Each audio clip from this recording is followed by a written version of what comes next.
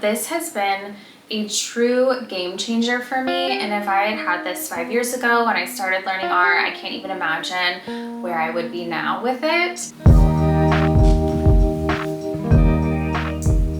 Hello everyone, welcome back to my channel. In today's video, I am going to be sharing practical tips for learning R. If you are new here, my name is Lauren and I am a 5th year PhD candidate. I am getting my PhD in experimental cognitive psychology, so I am a research scientist, which means I conduct a lot of data analyses. It's a big part of what I do, and I have been using R for around 5 years now, which is kind of crazy to say.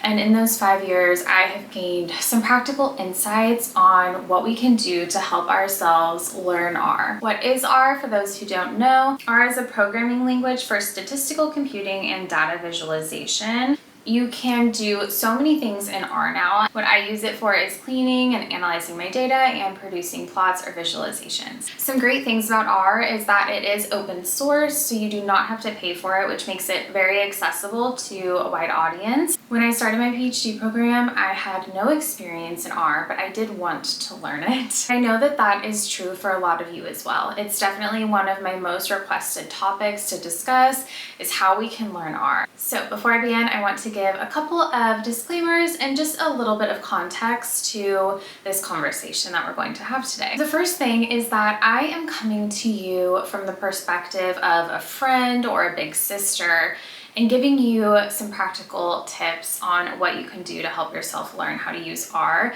I'm not coming to you as the world's expert in R. I think that that is what most of us are trying to do here, is just make it happen, right? We want to make use of R for our research or other things. And so that's what I am going to be doing today, is just sharing with you how I made it happen for myself. I do use R for all of the statistical analyses that I conduct in my research. The other disclaimer that I want to give is that I am not some sort of R snob. So if you are someone that uses things like SPSS, I think that's totally great. Whatever works for you. I was trained on SPSS in undergrad, and it was a little bit of a transition for me as well to get into R, and whether or not that transition is worth the investment for you is a personal choice. So there's no hate here. So without further ado, let's get into the 3 tips for learning R. My first tip when you're starting off is to start small. So I would recommend that on the day that you decide to sit down at your computer and get started learning R, go ahead and just download it onto your computer. So R and R Studio. I will put a link down in the description for where you can download them. Try to open it up and maybe load in one data set. I can remember back when I started, even that task of loading in one data set was a little bit challenging. Soon you will do that so mindlessly that you don't even think twice about it. But when you are at the very beginning stages, maybe you've never even seen it before, loading in the data set is enough of a task, I think, for one day. It's important to kind of leave it feeling positive. If you work yourself so hard in the beginning, become so discouraged, you might not be motivated to return and continue learning, especially if you're doing this independently, so not as part of a course. So that's what I would recommend, is to just start small, load in the data set, and then begin using it as your calculator. That's a big tip that I share frequently, is use it as your calculator in whatever work that you're doing. So instead of opening the calculator app whenever you need to do some sort of calculation, just do it in R. And that's a good way to, again, start to kind of like interact with it.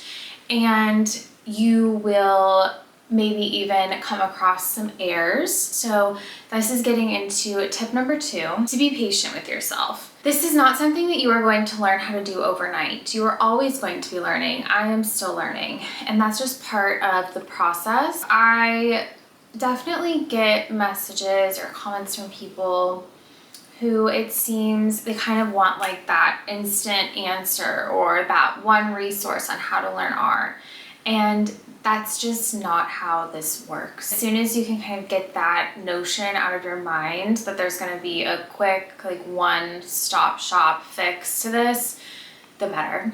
Because it really is more of kind of a developmental learning process. Think of it as learning a language. That's not something that happens overnight either. You can always continue to become a master at your own language, an expert in your own language. So I would say to think of it more in that way and to be patient with yourself. You are going to have good days in R and you are going to have bad days in R. With that said, my third tip, and this is the one that I'm going to spend the most time talking about today, is to make use of the resources that are available to you. This is a very broad statement, and I'm going to kind of break it down into various different modalities. First off, if you are in a lab or you do have colleagues that use R, making use of their code, kind of borrowing code from others as a starting point. If you have code from a lab mate or an advisor that they've used to analyze some sort of data set in the past, it can be really useful to take that as a tool. I am hopeful that you cannot hear. My neighbor is definitely sawing something next door, so I'm hopeful that that isn't getting into the audio here, but we will just see what happens. So making use of code from others. This is a huge thing that I do and have done for years, is finding code online that other people have used. If you Google your R errors, I previously mentioned that you will start to be able to interpret your errors in R. This is a really big part of using R. You are going to get errors. You're going to try telling it things that it can't do. It could just be that you have a comma that's off. It could be something minor. You can always just copy and paste your errors into Google.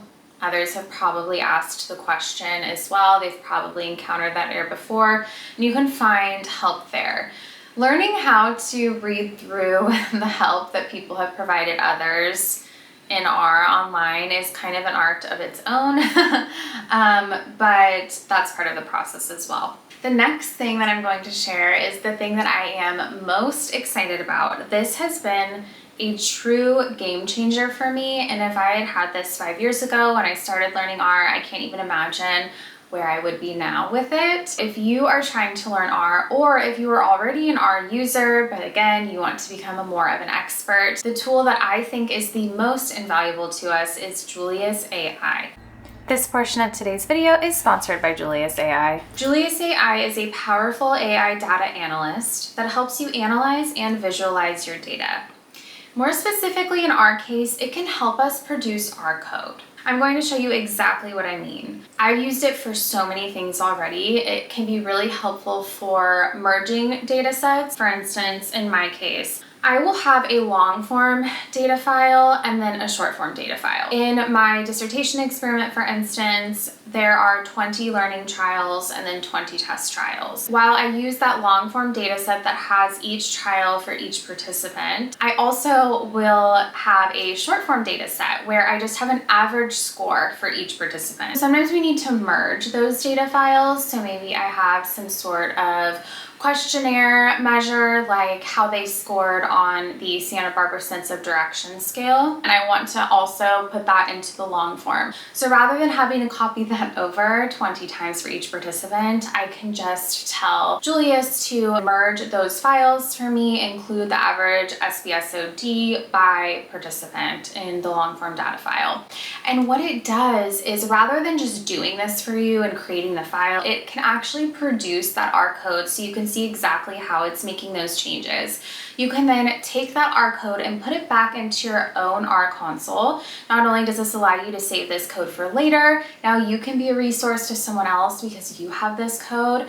And more importantly, it allows you to learn how this is done. Learn how you can tell R to now merge a data set. In addition to merging data sets, it's been extremely helpful with quickly and efficiently conducting preliminary analyses, descriptive statistics for different variables in a quick way, detecting outliers, and it even tells you how it detects outliers. It uses the IQR method, and it explains what the IQR method is to you. So if you aren't familiar with that, it can be helpful as that type of more educational resource as well, outside of just the code itself. And then additionally, it can estimate models.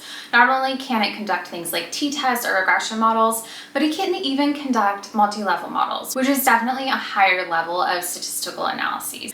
Overall, this tool makes R so much more accessible to us all, and it allows us to alleviate some of the time and the pressure that is spent fussing with one line of code where we can't figure out what is wrong with the code, or feeling discouraged because we don't know how to do a simple task in R, such as merging two data sets, right? That's not a complex task, but if you don't know how to produce that code, and if you are struggling with different resources that you're finding online, having this one-stop shop resource with Julius AI where you can load in your own data set and it can produce that code specific to your data set, and you can then take it and put it back in R.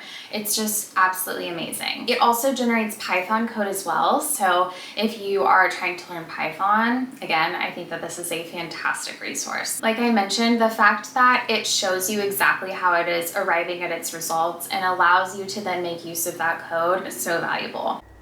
Julius does offer a free trial, and my code Lauren2024 will get you 10% off. This is the most important piece, I think, to learning how to use R, is that you don't want to just blindly run these analyses. Remember, the goal isn't to have AI do it for you. It's to help you through the work, to alleviate the burden of not knowing how to do something and make the process more efficient overall. You want to try and interpret the code. What is it telling R to do? Because that's how you learn. That's how you can replicate that approach in the future, and that's how you become more of an expert in R. We are lifelong learners in R, and that's okay. My final thing that I will leave you with is, don't expect someone else to be the way that you learn how to use R.